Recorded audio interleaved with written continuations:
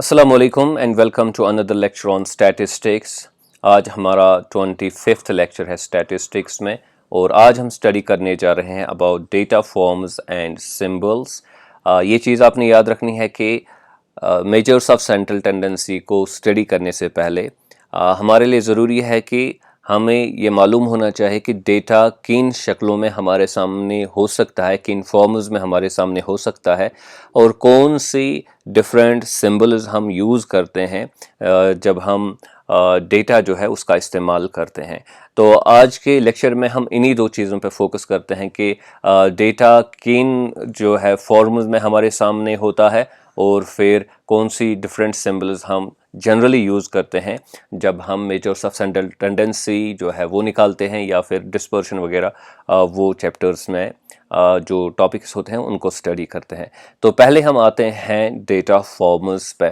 तो data forms के लिए जो है आपने याद रखना है कि हमारा डेटा जो है वो तीन मुख्तलिफ शक्लों में हो सकता है। एक को हम कहते हैं इंडिविजुअल सीरीज़, दूसरे को हम कहते हैं डिस्क्रीट सीरीज़ और तीसरे को हम कहते हैं कंटिन्यूस सीरीज़। तो ये इसलिए ज़रूरी हमारे लिए समझना है क्योंकि डिपेंडिंग अपॉन कि डेटा किस शक्ल में हमारे सामने है उसी के हिसाब से हमारी फॉर्मूला जो है वो एडजस्ट होती है। तो इसलिए ये ज़रूरी हमारा यहाँ पे बनता है। तो इंडिविजुअल सीरीज़ की हम यहाँ पे मिसाल लेते हैं। फॉर एग्जांपल 5 स्टूडेंट्स हैं और इंडिविजुअल सीरीज़ का इस्तेमाल उस वक्त होता है जब हमारे पास कम ऑब्जर्वेशंस होती हैं। फॉर एग्जांपल एक क्लासरूम में हमारे 5 स्टूडेंट्स हैं और हमने उनका क्लास टेस्ट लिया और मार्क्स है from 0 to 10।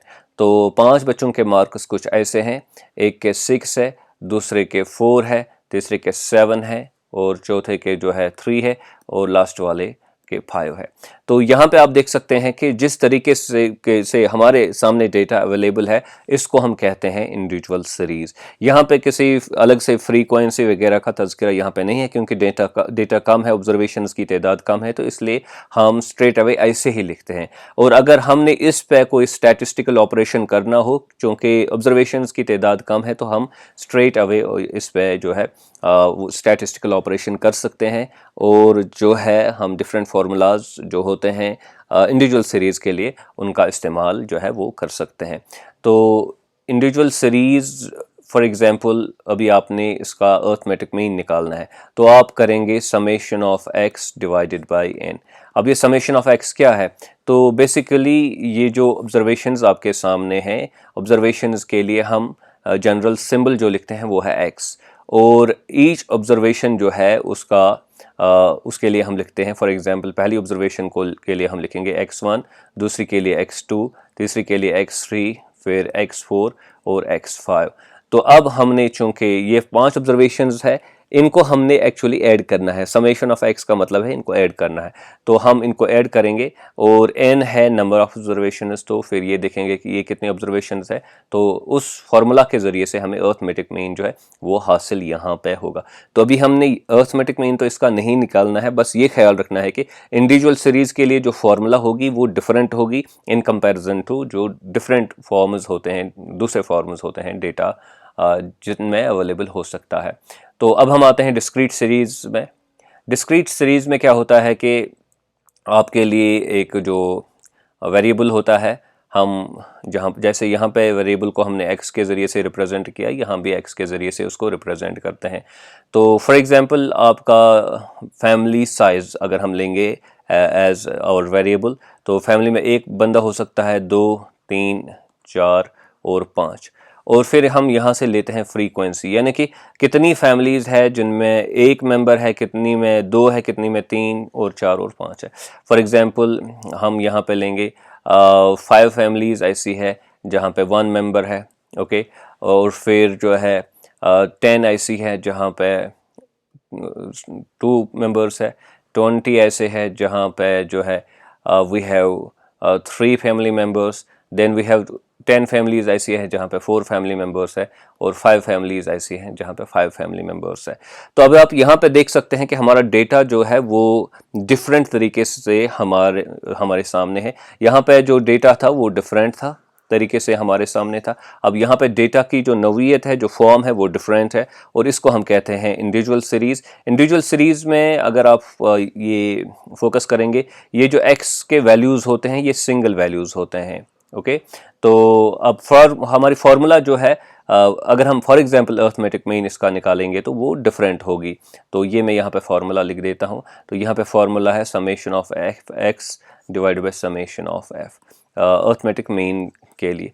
So the point here is कि यहाँ की फार्मूला डिफरेंट है, यहाँ की फार्मूला डिफरेंट इसलिए है क्योंकि यहाँ पे डेटा जो है वो डिफरेंट फॉर्म में हमारे सामने मौजूद है। इसी तरह अगर हम कंटिन्यूस सीरीज़ की बात करेंगे तो यहाँ पे जो हमारा वेरिएबल होता है उसको हम कंटिन्यूस क्लासेस में जो है वो डिवाइड करते हैं, 0 to 10, 10 to 20, 20 to 30, 30 to 40 और 40 to 50। तो फॉर एग्ज़ाम्पल आपने एक क्लास टेस्ट लिया, अपने क्लास का मार्क्स है फ्रॉम 0 to 50, और आपने मार्क्स को अब 5 क्लासेस में डिवाइड किया। अब यहाँ से होगी फ्रीक्वेंसी, तो देखेंगे कितने बच्चे जो है कितने मार्क्स उनको मिले, यानी कि किस रेंज में आते हैं। 5 स्टूडेंट्स ऐसे हैं फॉर एग्जांपल जिन्होंने 0 to 10 मार्क्स हासिल किए जो इस क्लास में आते हैं। फिर 10 स्टूडेंट्स ऐसे हैं जिन्होंने 10 to 20 मार्क्स लिए जो इस क्लास में आते हैं। फिर 20 ऐसे हैं हु हैव 20 to 30, देन 10 इसमें आते हैं, देन 5 इसमें आते हैं। So the basic point here is, जो यहाँ पे मैं एम्फसाइज करना चाहता हूँ वो ये है कि अब चूंकि डेटा की नौइयत जो है वो तब्दील हो गई, ये इसको हम कंटिन्यूस सीरीज़ कहते हैं, तो यहाँ पे फार्मूला जो है वो भी हमारी अब डिफरेंट बनेगी। यहाँ पे फार्मूला है फॉर एग्जांपल अर्थमेटिक मीन के लिए summation of F M divided by summation of F. So the point here is, अभी हम फार्मूलाज पे जो है वो फोकस नहीं कर रहे हैं, हम बस इस चीज़ पे फोकस कर रहे हैं कि डेटा जो होगा वो डिफरेंट सूरतों में हमारे सामने हो सकता है, और अकॉर्डिंगली हमारी फार्मूलाज जो है वो तब्दील हो जाती हैं। तो स्टूडेंट्स के साथ अक्सर क्या होता है कि वो कंफ्यूज हो जाते हैं कि भाई हमारे लिए इतनी डिफरेंट फार्मूलाज क्यों हैं। अगर हमने फॉर एग्जांपल अर्थमेटिक मीन निकालना है तो उसकी वजह यही होती है कि हमारे पास जो डेटा होता है वो डिफरेंट फॉर्म्स में होता है, तो डिफरेंट फॉर्म्स में होने की वजह से हमारी फार्मूलाज भी जो है थोड़ी डिफरेंट बनती है। तो अर्थमेटिक मीन में जब हम इसको डिस्कस करेंगे तो आपको ये पता चलेगा कि ये जो फार्मूला है, ये वाली और ये वाली और ये वाली, इनमें उतना ज़्यादा डिफरेंस एक्चुअली नहीं है। तो वहाँ पे हम इसके पीछे जो लॉजिक है उसको भी डिस्कस करेंगे। फ़िलहाल हमने ये बात समझी कि डेटा जो है वो डिफरेंट फॉर्म्स में हमारे सामने हो सकता है, और अकॉर्डिंगली हमने अपनी जो फार्मूलाज हैं उनको एडजस्ट करना होता है। अब हम आते हैं सिंबल्स पे आते हैं। तो ये है समेशन के लिए, सिग्मा जो है समेशन के लिए सिंबल है। ओके, एक्स जो है ये हम लिखते हैं वेरिएबल के लिए, जनरल जो सिंबल है वो एक्स है। एफ जो है वो फ्रीक्वेंसी के लिए है। ओके, एम जो है वो मिड पॉइंट के लिए है, और आगे जाके आप देखेंगे डी जो है वो डिविएशन के लिए है, so on and so fourth.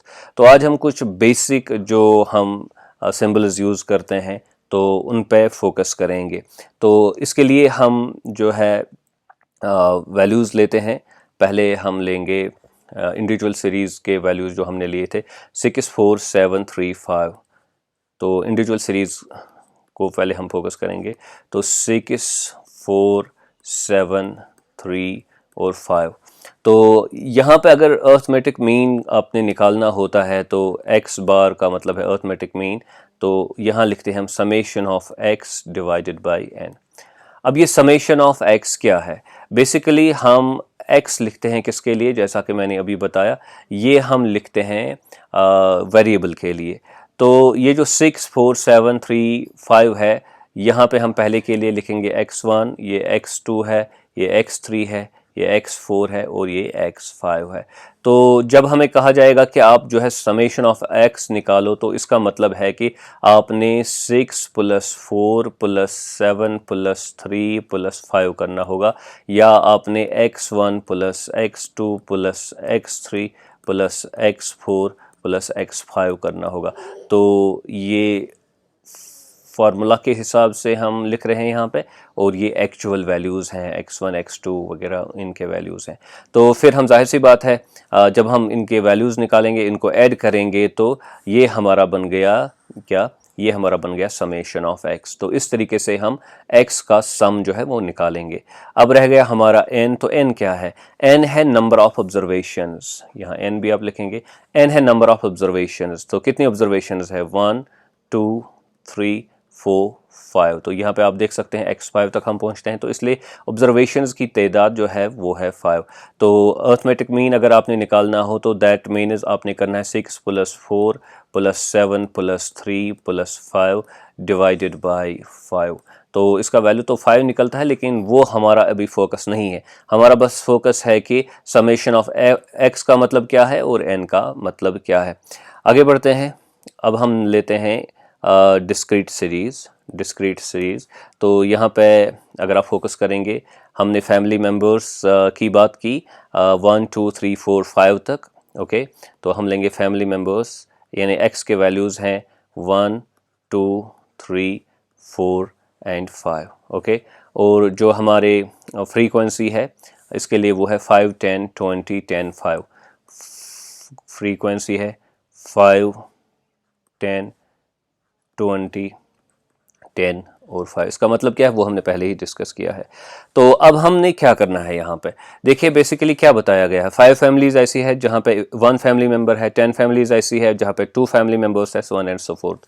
तो अब आपने ये देखना है कि टोटल नंबर ऑफ फैमिलीज कितना है। तो उसके लिए आपको क्या करना होगा, समेशन ऑफ f। ये नंबर ऑफ फैमिलीज है एक्चुअली, तो इसको अब समेशन करेंगे तो आपको निकलेगा टोटल फैमिली मेंबर्स कितने हैं। तो मेरे ख्याल से 50 यहाँ पे हमारे टोटल फैमिली मेंबर्स जो है वो बनते हैं। तो ये है समेशन ऑफ f जो हमने देखिए यहाँ पे है समेशन, तो यहाँ पे है f, तो समेशन ऑफ f भी हम निकालते हैं। तो अभी हमने अगर फॉर एग्जांपल निकालना हो fx, तो बेसिकली फार्मूला यही है इसके लिए जो हम डिस्क्रीट सीरीज़ में यूज़ करते हैं। fx का मतलब है 5 × 1, यानी कि इन दो के दरमियान ये f है और ये x है। 10 × 2, तो 10 × 2, then we have 20 × 3, 20 × 3, then we have 10 × 4 and we have 5 × 5। तो इनके अब यहाँ पे जो है आंसर्स निकलेंगे। फॉर एग्जांपल ये 5 है, ये 20 यहाँ पे निकला, ये 60 यहाँ पे निकला, ये 40 यहाँ पे निकला, और ये 25 यहाँ पे निकला। तो अब हमने क्या करना होता है, हमें चाहिए होता है समेशन ऑफ fx। तो ये fx है, और अगर हम इनको ऐड करेंगे तो ये समेशन ऑफ fx बनेगा। तो इनको जो है हमें ऐड करना होगा ताकि हमें क्या मिले, हमें मिले समेशन ऑफ fx। तो यहाँ पे अगर आप देखेंगे ये हुआ 100 यहाँ तक 60 40, और फिर 120 हो गया ये, और 125, और ये 25 और चढ़ेंगे ऊपर, तो ये हुआ 150। तो समेशन ऑफ fx कितना निकला, वो निकला यानी कि 150।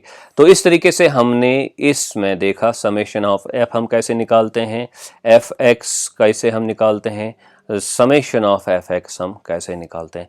तो अर्थमेटिक मीन की फॉर्मूला यहाँ पे है ये जो x bar is equal to summation of fx divide by summation of f।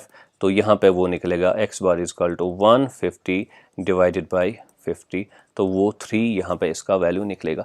बहरहाल ये वैल्यू हमारे लिए अभी इम्पोर्टेंट नहीं है, हमारे लिए इम्पोर्टेंट है कि ये जो यहाँ पे सिम्बल्स है ये किन के लिए एक्चुअली इस्तेमाल हुए हैं और इनके वैल्यूज़ हम कैसे हासिल कर सकते हैं। आगे चलते हैं जो कंटिन्यूस सीरीज़ है उसके लिए। कंटिन्यूस सीरीज़ के लिए तो x है 0 to 10 जैसा कि मैंने इससे पहले बताया, फिर 10 to 20, 20 to 30, 30 to 40, और फिर 40 to 50। और अब इसका f आपने देखना है, तो वो है 5, 10, 20, 10 और 5। अब यहाँ भी आपने निकालना है पहले समेशन ऑफ f, वो है 50। ओके, और अब आपने यहाँ पे मिड पॉइंट निकालना है। मिड पॉइंट का मतलब है ये जो आप देख रहे हैं 0 to 10, इस क्लास का मिड पॉइंट आपने निकालना है। तो जाहिर सी बात है वो हुआ 10 plus 0 divide by 2 that is equal to 5। फिर इसका निकलेगा 20 प्लस 10 30 डिवाइड बाई 2 हुआ 15, और इसी तरह इसका निकलेगा 25, 35 एंड 45। ओके, तो ये m हुआ। अब हमने क्या निकालना होता है, वो है समेशन ऑफ f, वो है fm निकालना होता है, यानी कि इन दो को हमने मल्टीप्लाई करना है। 5 into 5, 5 into 5, then 10 into 15, then 20 into 25, then 10 into 35, then 5 into 45। अब यहाँ पे जाहिर सी बात है इनका कोई जो है वो ऐड निकलेगा, जैसे कि ये 25 हो गया, ये 150 हो गया, ये हुआ 0 0, और ये 500 हो गया, ये हुआ 350, ये हुआ 5 5 25, 5 20 एंड 20, तो ये हुआ। तो अब आपने यहाँ पे निकालना होता है समेशन ऑफ एफ एम, तो इसको आप ऐड करेंगे और समेशन ऑफ एफ एम कुछ निकलेगा यहाँ पे, और वो आप यहाँ पे लिखेंगे। और जब फिर फॉर्मूला है वो क्या है हमारी, वो है summation of F M divide by summation of F. तो एफ एम यहाँ से हमें मिलेगा और f जो है वो हमें समेशन ऑफ f यहाँ से मिलेगा, और इस तरीके से हम वैल्यू निकालेंगे। सो द पॉइंट एक्चुअली इज़ कि हम किस तरीके से ये जो सिंबल्स है वो किस तरीके से हम जो है इस्तेमाल करते हैं। और इस लेसन में हमने ये देखा कि ये जो सिंबल्स हैं इनको हम कैसे इस्तेमाल करते हैं और ये हम कैसे डिराइव करते हैं और कौन सी सिंबल क्या सिग्निफाई करती हैं। तो आई होप कि आपने ये लेसन जो है अच्छे से समझा होगा कि डेटा फॉर्म्स क्या होती हैं और ये इम्पोर्टेंट क्यों है, और सिंबल्स कौन सी आमतौर पर इस्तेमाल होती हैं और इनको कैसे डिराइव किया जाता है। Do subscribe to my YouTube channel Earnest Economics. Thank you very much.